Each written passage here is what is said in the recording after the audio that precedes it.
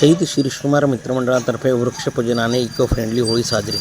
नंदुरबार शहरातील बालवीर चौक परिसरातील शहीद शिरीषकुमार मित्रमंडळातर्फे यंदाही इको फ्रेंडली होळीची परंपरा कायम राखण्यात आली।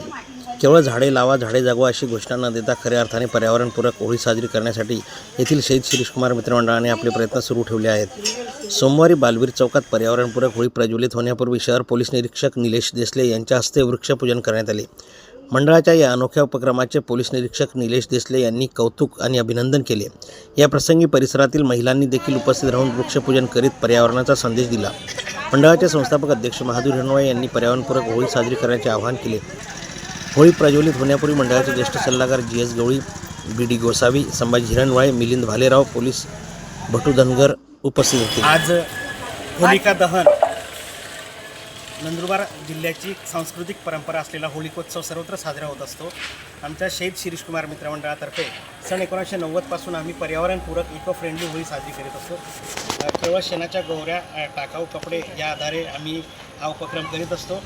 आणि विशेष म्हणजे होळी प्रज्वलित होण्यापूर्वी महिला भगिनींच्या हस्ते आम्ही वृक्षपूजन करतो।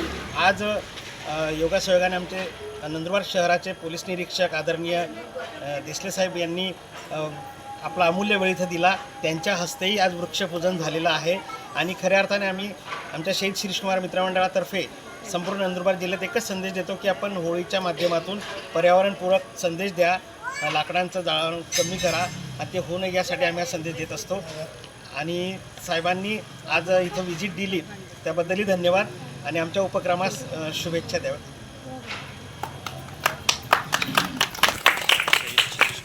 मित्रमंडळाने जो उपक्रम राबवलेला आहे इको फ्रेंडली तो अतिशय चांगला आहे आणि पर्यावरणपूरक असल्यामुळे त्यांनी आता आदर्श जो उपक्रम मांडलेला आहे तो सगळ्या नंदुरबार शहरवासियांनी करावा असंच मी एक सगळ्यांना आवाहन करू इच्छितो। आणि असा उपक्रम राबवल्याबद्दल सदर मित्रमंडळाचे मी आभार व्यक्त करतो।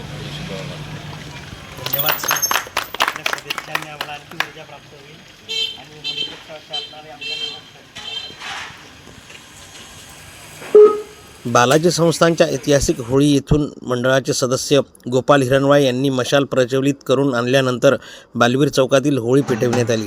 त्यानंतर महिला सुवासिनींनी उपस्थित राहून होलिका पूजन केले आणि नैवेद्य दाखविला।